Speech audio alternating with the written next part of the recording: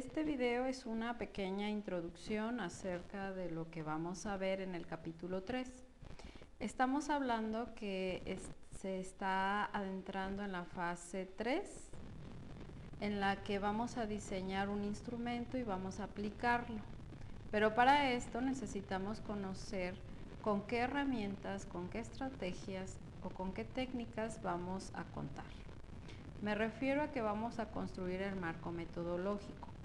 Con este apartado vamos a conocer también cuáles son los criterios o las posturas que debemos de considerar para darle forma a esta investigación.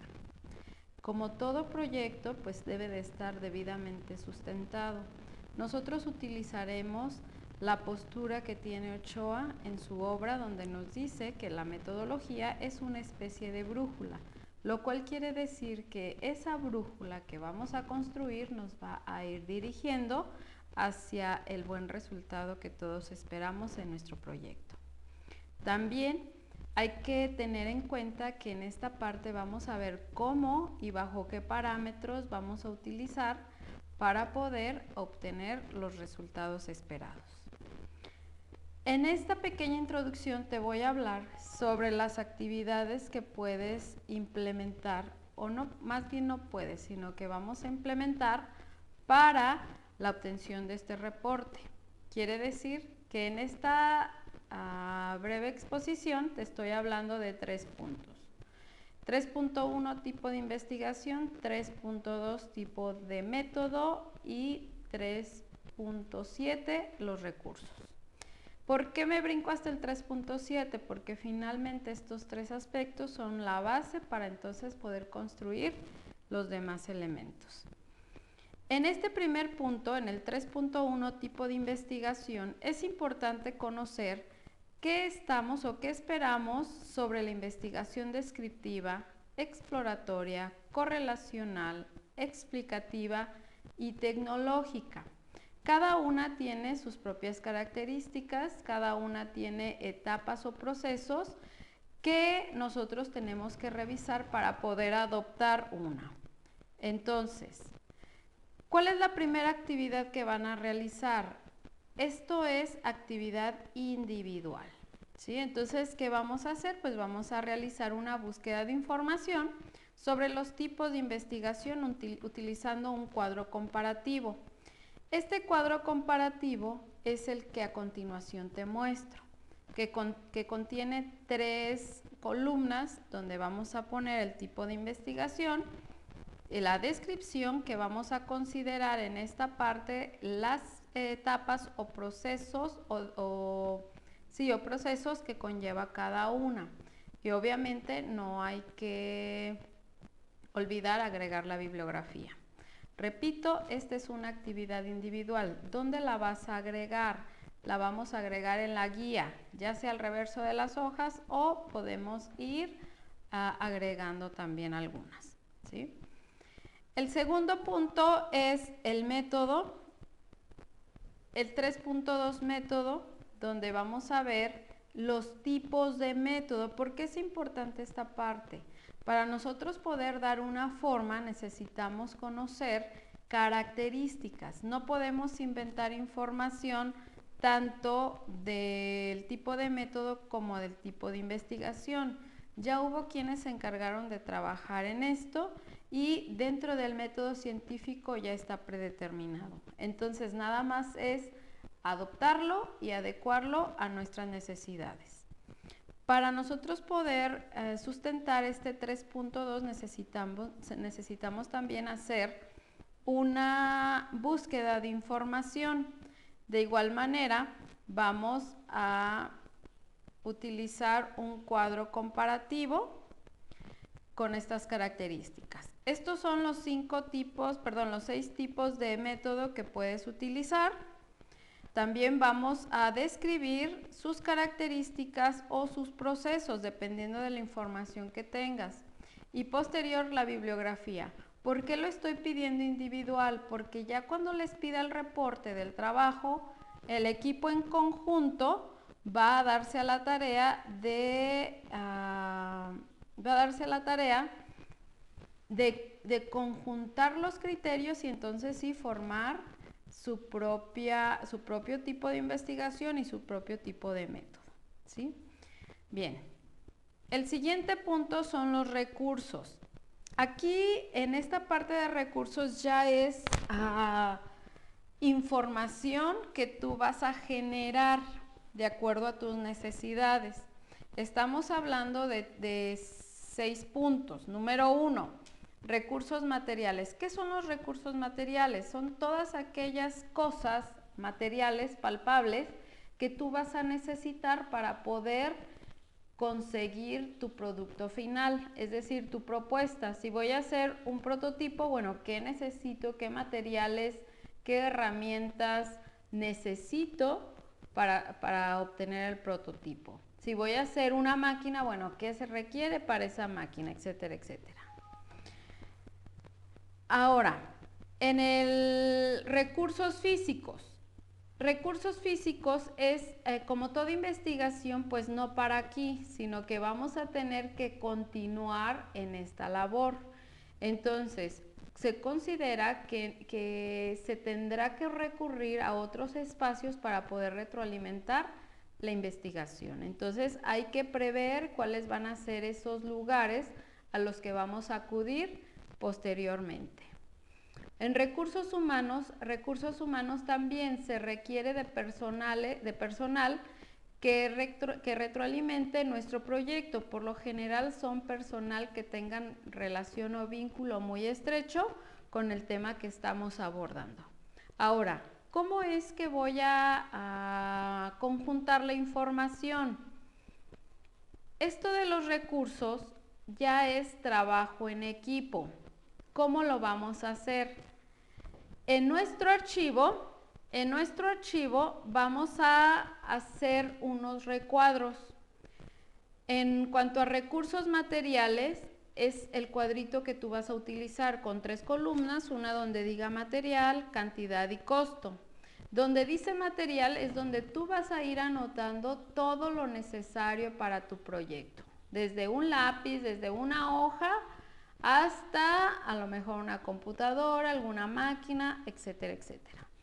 Cantidad, ¿cuántos productos o cuánto material requiero de cada una de las cosas que anoté aquí? Y el costo aproximado de lo que me va a costar. ¿Por qué? Porque al final tú vas a sacar un total y ese va a ser el financiamiento que se necesita para el desarrollo de tu proyecto. En cuanto a recursos físicos, vamos también a generar otra tablita donde las 3 columnas dice, número 1, lugar, giro y ubicación. ¿Qué vamos a anotar en lugar? Por ejemplo, pues un taller, el taller de Juanito, ¿sí? Giro, taller automotriz, la ubicación en donde se encuentra, ¿sí? Y así sucesivamente. En recursos humanos también vamos a agregar 3 columnas en este recuadro y vamos a poner perfil, rol que desempeña y lugar en el que colabora. Por ejemplo, a lo mejor a nosotros, de acuerdo a nuestras necesidades del proyecto, se requieren doctores. Entonces voy a poner a lo mejor aquí doctor, en especialidad enfermedades cardiovasculares. Rol que desempeña es supervisor en el hospital X, lugar en el que colabora y pongo la ubicación del lugar, es decir, la dirección en la que él trabaja o donde se encuentra el hospital en la que él trabaja o ella trabaja, ¿sí? Entonces así sucesivamente. Bien, también dentro de este apartado de los recursos, esto también es en equipo o por proyecto, vamos a hacer uso o vamos a definir, mejor dicho, cuál va a ser nuestro escenario. El escenario es el contexto en el que se desarrolla la investigación, es decir, vamos a describir el lugar. Por ejemplo, el lugar donde yo voy a desarrollar mi proyecto es el CETI. Entonces, aspectos que voy a considerar, el giro es, pues el CETI es una institución educativa. ¿Qué actividades desarrollan? desarrollan actividades escolares en las que se dividen como nivel tecnólogo o nivel superior, nivel medio superior, etcétera, etcétera, etcétera, etcétera. ¿Cuál es la misión? ¿Cuál es la visión? ¿Y cuáles son los objetivos de la institución? ¿Sí? Entonces, toda esa información podemos sacarla de internet, de cualquier lugar, por ejemplo, de un taller, de un laboratorio, de alguna otra empresa. La ubicación, vamos a poner la dirección en la que se encuentra nuestro escenario. Y estos serían los 4 puntos que van a integrar este reporte. Más adelante te voy a dar indicaciones más precisas de cómo es que me vas a entregar estos reportes y las fechas también. Como todo escenario, pues tiene integrantes y esos integrantes tienen que ver con la población. ¿Sí? Entonces vamos a ver la población. ¿Qué es la población? Pues la población es el universo que estará apoyando el trabajo de campo. Es decir, el perfil general que yo voy a utilizar para que se pueda dar la aplicación del instrumento. Entonces, como población, ¿qué es lo que debo de considerar? Número 1, que tenga características similares. Es decir, si mi escenario es el CETI, entonces, ¿quiénes serían mi población? Pues todos los que integran el CETI. Pero estamos hablando de una multitud, más o menos, o un aproximado de 3,000 a 4,000 personas, lo cual quiere decir que mis características son muy generales, entonces debo de delimitar. No todas las personas que conforman esa población me van a ser útil para retroalimentar mi proyecto. Entonces, ¿qué es lo que hago? Delimito. Como ejemplo, bueno, si el CETI es mi escenario, puedo tomar como población solo la especialidad de software. Entonces, ellos sí van a tener características similares y voy a contar como población a docentes y a estudiantes de primero a octavo. ¿Por qué? Porque eso es lo que requiere mi investigación, ¿sí? Entonces, ¿qué es lo que tengo que observar? Pues que tenga características similares y que en realidad todos ellos tengan una posibilidad de interaccionar con mi proyecto. Ya que tengo mi población bien determinada, entonces voy a utilizar una muestra, es decir, voy a sacar una parte representativa de la población.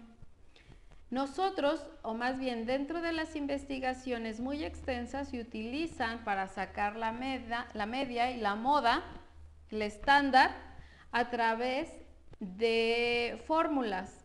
Nosotros vamos a utilizar solo un porcentaje como representación, lo cual quiere decir que ese porcentaje tiene que ver con el 10% del total de la población. Y entonces, esa sería mi muestra representativa. Ahora, ¿cómo es que la voy a generar? Tanto el escenario como la población y la muestra va a ser un reporte en conjunto. Es decir, para poder validar tanto la población y como la muestra, debo de conformar lo siguiente. Para la población, ya dijimos que vamos a utilizar perfiles. En este caso, mi población de software sería docentes que imparten alguna materia dentro de la especialidad de software. Y alumnos de primero a octavo son alumnos que de alguna manera tienen un conocimiento concreto o específico sobre lo que yo estoy trabajando dentro de mi proyecto, ¿sí? Mi aproximado son 240 como aproximado entre maestros o entre docentes y estudiantes, ¿sí? Entonces, ahí ya delimité mi población. La muestra, si me están pidiendo aplicar el 10% del aproximado de la población, entonces serían 24 personas.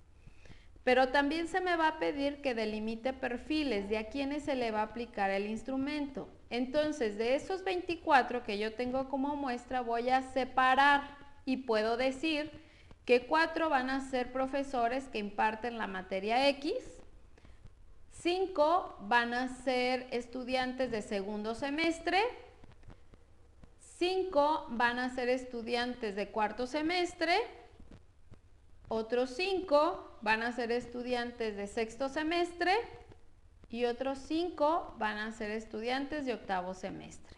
Y entonces ya delimité mi muestra, ¿sí? Y eso es lo que ustedes tienen que hacer para hacer más evidente qué es lo que se va a realizar posteriormente a nuestro capítulo 3.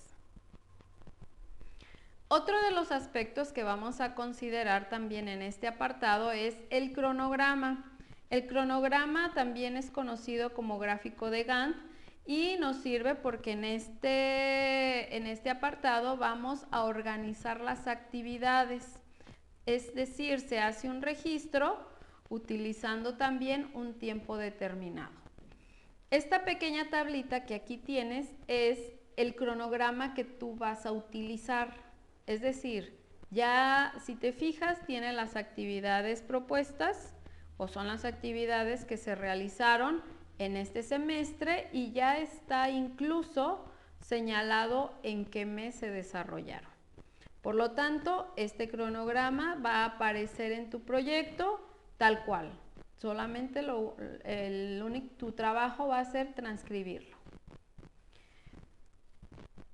La tabla de contenidos que vamos a generar o que vamos a desarrollar en este capítulo 3 sería para que por favor lo pases a tu bitácora. Perdón, sí, a tu bitácora en donde dice tabla de contenidos. Estamos hablando de 1, 2, 3, 4, 5, 6, 7 puntos que vamos a utilizar. Entonces, por favor, así lo vamos a transcribir. Si necesitamos más información sobre cada uno de los elementos, podemos retroalimentarnos en el libro de Hernández Sampieri, o bien te ofrezco aquí la obra en línea para que tú puedas adquirirla.